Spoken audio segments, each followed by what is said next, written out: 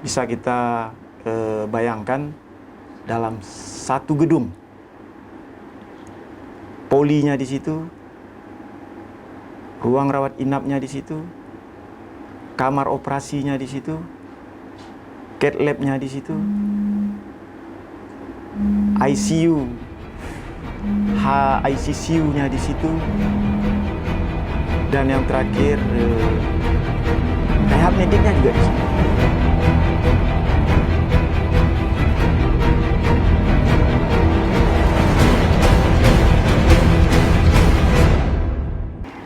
Assalamualaikum warahmatullahi wabarakatuh. Kembali lagi dengan saya Siti Aminah di channel Pehtem, tepatnya di episode ke-26 tahun keempat edisi Kamis 16 November 2023. Bagi rekan yang belum subscribe, silahkan subscribe, dan kita masih menunggu komentar yang positif dan membangun pastinya. Baik rekan Pehtem, kali ini kita akan mengangkat isu tentang pelayanan kesehatan dengan tema kita peningkatan pelayanan kesehatan RSUD Meraksa Kota Banda Aceh, bersama dengan narasumber kita Bapak Dr. Riza Mulyadi SPAN FIPM. Beliau adalah PLT Direktur RSUD Meraksa Kota Banda Aceh. Assalamualaikum Pak Riza. Waalaikumsalam.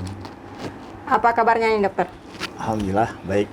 Alhamdulillah, terima kasih sudah hadir ke Pehtem. Hari ini kita berbicara tentang tema peningkatan pelayanan kesehatan RSUD Meraksa Kota Banda Aceh. Sejauh ini, dokter, bagaimana nih proses peningkatan pelayanan rumah sakit RSUD Meraksa Kota Banda Aceh terhadap kesehatan masyarakat? Baik, pertama-tama saya ucapkan terima kasih atas undangan dari Pehtem yang sudah mempercayakan kepada kami Rumah Sakit RSUD Meraksa untuk pelayanan sekarang ini. Kita pada prinsipnya hampir memiliki semua jenis layanan dengan jumlah spesialis yang sudah di angka 77 spesialis kita, Dokter spesialis ya? Dokter spesialis, dan sekitar 5 orang subspesialis dan 40 untuk dokter umumnya.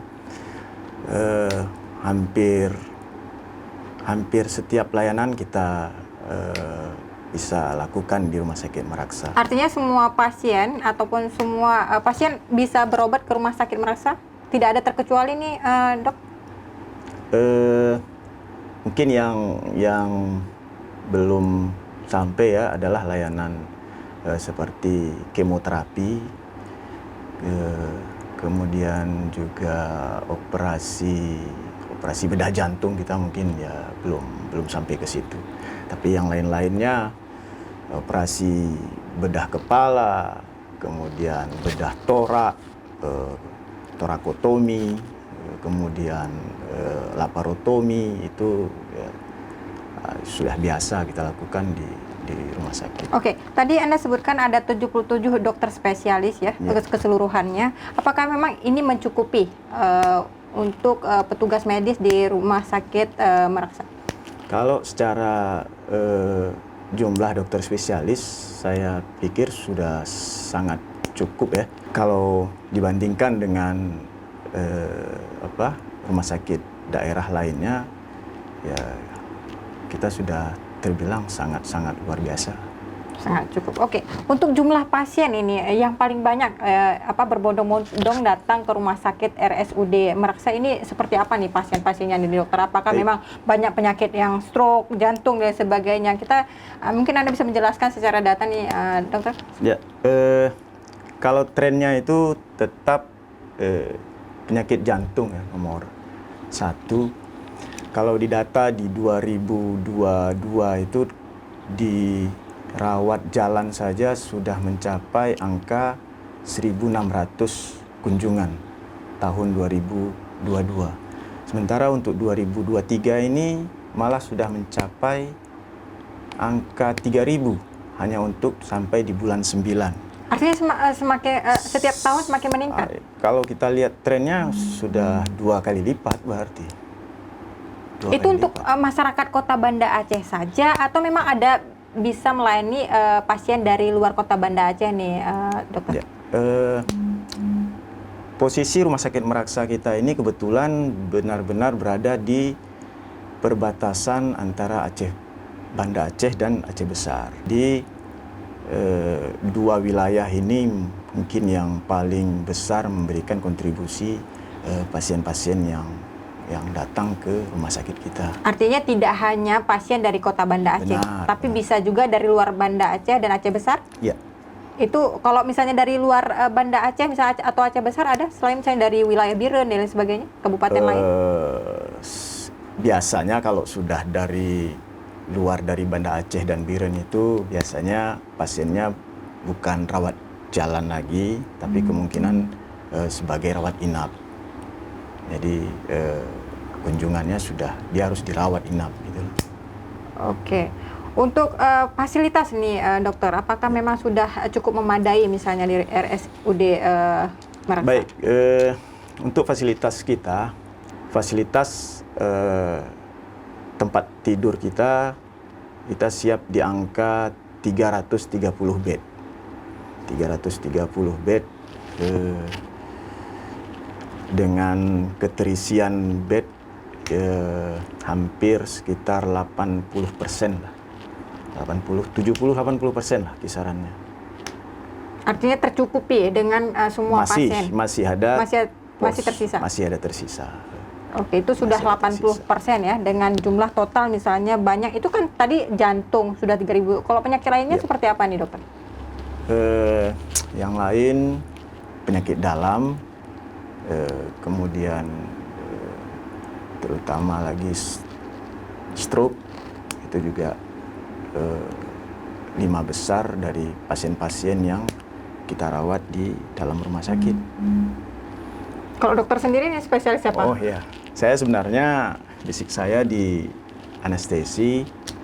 Anestesi itu adalah dokter spesialis bius ya, bius yang membantu teman-teman kita di kamar operasi untuk bisa melakukan tindakan operasi. Jadi harus kita lakukan pembiusan, harus kita lakukan anestesi, sehingga teman-teman bedah kita bisa bekerja dengan nyaman dan maksimal. Tapi dalam 3 tahun terakhir ini saya lebih banyak memfokuskan tentang masalah intervensi nyeri. Jadi saya geser sedikit keahlian dalam proses bius-membiusnya. Kita hanya ambil sisi analgesiknya saja, tapi tidak mengganggu sisi kesadaran dan kemampuan gerak pasiennya. Jadi yang kita fokuskan hanya teknik menghilangkan nyerinya tanpa mengganggu proses kesadaran maupun proses geraknya. Oke, baik dokter. Ini tadi Anda sudah menjelaskan terkait tentang pelayanan dan juga fasilitas. Bagaimana sebenarnya proses ya pendaftaran pasien di RSUD Meraksa itu, apakah memang bisa dilakukan secara online atau memang masih sangat manual? Ya, sebenarnya kita sudah melakukan secara online dengan via WhatsApp. Jadi ada 2 metode yang tetap kita kembangkan sekarang, dengan metode WhatsApp dan juga langsung ya saat berobat ke poli langsung melakukan pendaftaran. Oke, bisa online, bisa online juga bisa langsung ke poli ya, dokter ya. Nah, ini apa sih sebenarnya program unggul dari RSUD Meraksa sendiri? Baik, kalau yang sekarang yang kita benar-benar akan kita fokus pertama tentang memang masalah penyakit jantung ini, karena memang kita lihat tren masyarakat kita khususnya Aceh dengan gaya makan, gaya pola hidup hidup sehari-hari tidak lepas dengan kuah belangong. Jadi itu akan memicu yang namanya kolesterol. Jadi akan membuat penyumbatan baik itu di organ jantung maupun di organ otak. Jadi kita fokus sekarang ini rumah sakit kita sudah memiliki layanan kateterisasi jantung. Baru sebulan saja kita sudah fungsikan. Kita sudah fungsikan secara fungsi, kita sudah melakukan layanan terhadap 2 pasien yang bermasalah dengan penyumbatan di jantung. Tapi secara maksimal kita memang belum bisa melakukan layanan tersebut karena terkendala dari klaiman dari pihak BPJS. Dengan kondisi biaya yang sangat tinggi, jadi kita memang sangat-sangat berharap adanya kerjasama dengan BPJS. Tapi itu kan memerlukan proses sehingga kita bisa diakui, bisa dibayar klaim pasien kita oleh pihak BPJS. Apakah hal ini juga membedakan keunggulan dari rumah sakit lainnya nih dokter untuk jantung tadi? Kalau kita hitung atau kita lihat jumlah rumah sakit lain yang tersedia layanan cath lab-nya, ya kita ketahui saja rumah sakit yang paling besar kita di Aceh itu jadwal antriannya untuk proses cath lab ini bisa sampai 6 bulan. Terlalu lama nih ya? Terlalu lama. Jadi kami pikir ya ini merupakan celah yang bisa kita maksimalkan pelayanan kita terhadap pasien-pasien yang bermasalah khususnya jantung ini. Apakah membuat cath lab tersebut itu indikatornya dengan jumlah pasien yang banyak tadi? Ya, salah satunya bisa kita lihat dari proses dari antrian yang ada di rumah sakit rujukan terbesar kita di Aceh. Jadi masih kalau kita bilang maksimal ya 6 bulan itu bukan waktu yang sangat dan itu tidak normal dokter kalau seandainya menunggu proses dalam sudah berbulan-bulan, itu membuat pasien beresiko nggak sih? Pasti, karena kan dia secara anatomisnya dia sudah terjadi penyumbatan di jantungnya. Dengan pola hidup makan yang tidak kita kontrol ya penyumbatannya bisa bertambah, bisa kolap. Salah satunya kita yang kemarin kita belum ada, tapi tahun ini kita sudah memiliki fasilitas cath lab-nya, dan mudah-mudahan ya kita berharap BPJS bisa segera melakukan ya PKS kerjasama MOU sehingga pasien-pasien kita bisa. Target realisasinya kapan ini dokter? Ini sudah di bulan 11, bulan 2. Ya 1 Januari saya berharap kerjasama MOU dengan pihak BPJS ini bisa terrealisasi. Baik, tadi kita lihat ya pemirsa PEHTEM dengan data-data yang sudah dijelaskan oleh Dr. Riza Mulyadi, tentu banyak ya pasien dari Kota Banda Aceh yang mengalami sakit jantung. Tapi kita kembali lagi dokter, ini pasien mengalami jantung ini apakah rentan usianya 30 ke atas atau seperti apa, atau memang sudah tua? Faktor umur memang sangat berpengaruh, tapi tidak tertutup kemungkinan juga dengan pola makan kita. Berarti yang lebih banyak itu orang tua? Iya pasti, berumur, terus berat badan yang berlebihan, kemudian ya olahraga yang tidak cukup, tidak jelas, ya lebih banyak beraktivitas begadang. Oke, itu tadi kalau korban meninggal karena jantung itu tinggi nggak? Kalau kejadiannya di IGD, atau malah sering itu malah kejadian di rumah dan dibawa ke IGD itu sudah dalam keadaan darurat, meninggal. Itu ya sering. Artinya meninggal di tengah jalan, Meninggal di rumah. nggak sempat dibawa ke rumah sakit ya? Kalau proses Kalau meninggal di rumah sakit rumah sakit merasa banyak tidak karena kondisi jantung? kalau kita lihat data ya bisa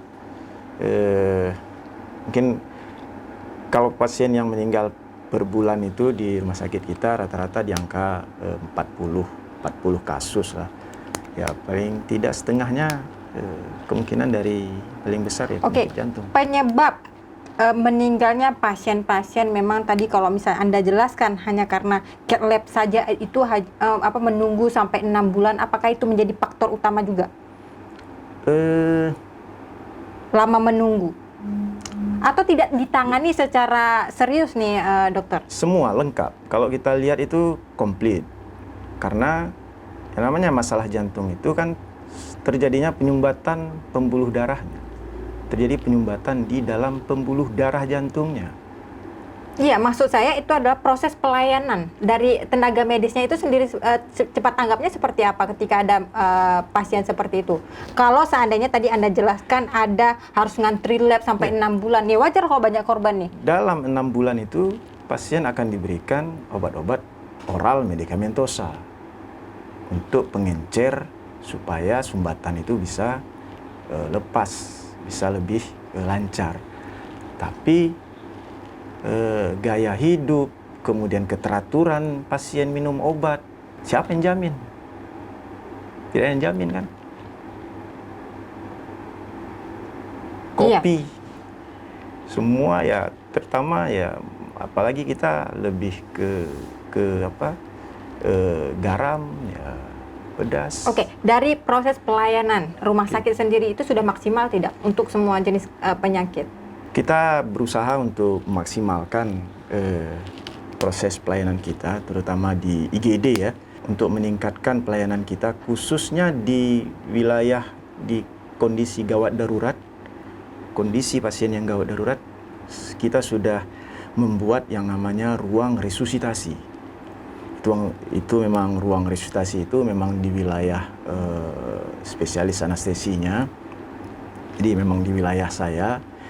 Apa yang dilakukan di dalam ruang resusitasi itu adalah melakukan tindakan-tindakan resusitasi terhadap pasien-pasien yang memang membutuhkan pada kondisi yang mengancam nyawa. Jadi ruang itu adalah ruang yang pada pasien-pasien yang memang ya kalau tidak darurat, kita ya? Sangat darurat. Dan tindakan yang paling maksimal, yang paling tinggi di situ adalah tindakan dengan melakukan intubasi. Intubasi itu kita bebaskan jalan nafasnya, tapi dengan cara memasukkan selang nafas. Dan itu hanya seorang spesialis anestesi yang bisa melakukannya. Biasa pasien-pasien yang kondisi itu, pasiennya tidak bernafas, tidak sadar. Jadi ya mungkin dengan ruangan resusitasi yang kita buat ini, kita mau adalah suatu istilahnya pelayanan yang terukur dan terstruktur, jelas dan tepat. Oke, berarti IGD lah ya yang nggak pernah sepi ya, dokter ya? IGD, ruangan itu di dalam IGD. Ruangan itu memang di dalam IGD yang kita setting khusus, ada 2 bed. Mungkin selama ini ya seperti yang misalnya ada contoh pasien yang kolaps serangan jantung, ya pasti pasiennya tidak sadarkan diri. Selama ini kalau tidak ada ruang resusitasi itu ya mungkin tidak terlalu fokus ya. Peralatannya harus kita siapkan lagi, harus kita tapi kalau ruang resusitasi itu semua sudah ada di situ. Dari oksigen, alat-alat intubasi, sampai ventilator, mesin bantu nafas pun sudah kita siapkan. Seperti ICU lah. ICU mini. Jadi memang benar-benar kita siap dengan kondisi yang sangat gawat darurat. Oke, ini khusus untuk pasien yang gawat darurat. Itu setiap hari ada nggak, dokter? Pasti ada. Setiap hari ada ya? Pasti ada. Makanya kita... Berarti IGD nggak pernah sepi ya? Kalau dalam 6 bulan ini memang sangat-sangat istilahnya penuh ya. Penuh. Ada nggak sempet kayak pasien darurat tapi harus ngantri ruangan gitu? Karena nggak ada ruangan. Kalau mohon maaf, di ZL kan sering seperti itu ya? Darurat kita akan kondisikan ke ICU ataupun ICCU. Dan ya, mudah-mudahan ini bulan 12 ini kita juga buka ruangan satu lagi yang namanya HCU, sehingga untuk kondisi-kondisi pasien yang memang membutuhkan penanganan kegawat daruratan bisa lebih maksimal. Oke, apa program direktur nih untuk kedepannya terkait tentang RS Meraksa? Ini pertanyaan yang sangat-sangat dinantikan. Menarik dan saya nantikan. Dengan kondisi masyarakat kita yang sekarang tren penyakitnya adalah masalah di jantung, saya mempunyai harapan untuk bisa membuat di Rumah Sakit Meraksa itu satu layanan jantung terpadu. Apa maksudnya? Layanan jantung terpadu itu bisa kita bayangkan dalam satu gedung. Polinya di situ, ruang rawat inapnya di situ, kamar operasinya di situ, cath lab-nya di situ, ICU, ICCU-nya di situ, dan yang terakhir rehab mediknya juga di situ. Artinya ada satu gedung ya? Satu gedung paling tidak 5 tingkat paling tidak. Gambarannya 5 tingkat. Itu luar biasa kalau dapat seperti itu. Itu masih perencanaan atau memang sudah dibangunin, dokter? Masih rencana saya. Masih perencanaan ya, karena memang Anda melihat tadi Anda melihat atau memicu dari indikator tadi ya, karena banyak masyarakat Kota Banda Aceh yang mengalami penyakit jantung, sehingga Anda punya strategi untuk membangun layanan jantung terpadu tadi ya. Tapi dari sisi SDM, ya saya bukan berangan-angan kosong. SDM saya punya.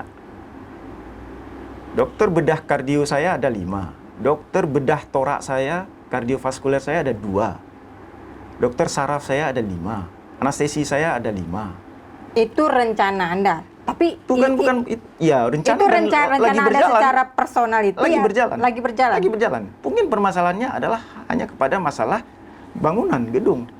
Anggarannya dari pemerintah pasti ya. Kita cari nanti. Kita akan cari ya teman-teman yang mempunyai pokir lah, kita suruh bawa ke Banda Aceh khususnya.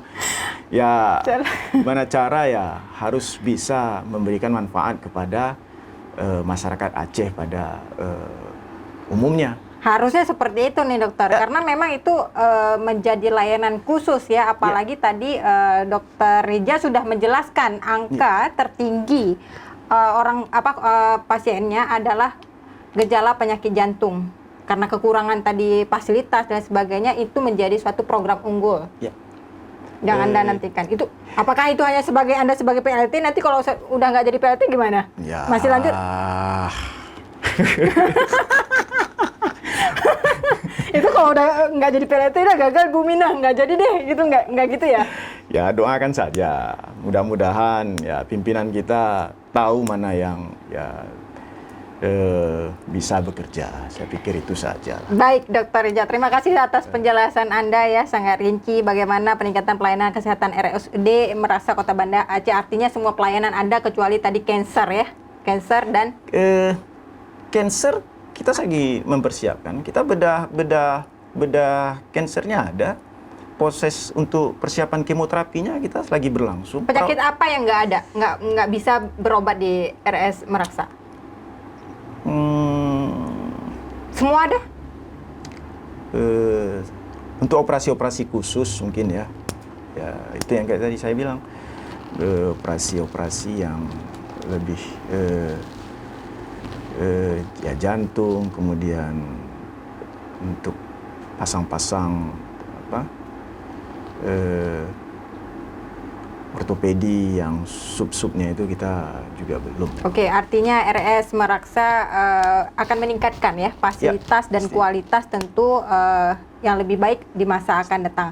Untuk closing statement nih, dokter silakan sampaikan kepada pemirsa PTM yang ada di rumah terkait bagaimana peningkatan pelayanan kesehatan RSUD Meraksa Kota Banda Aceh. Silakan dokter. Baik, kami sebagai salah satu tempat layanan fasilitas masyarakat yang sedang berusaha berkembang dan berusaha untuk memperbaiki diri, kami membuka diri untuk dikritik. Silakan berikan kritik yang positif, masukan-masukan yang positif. Kalau memang itu tujuannya untuk yang lebih baik untuk pelayanan kami di Rumah Sakit Meraksa, saya sebagai Direktur PLT, Direktur Rumah Sakit Meraksa, siap untuk membenahi untuk yang lebih baik.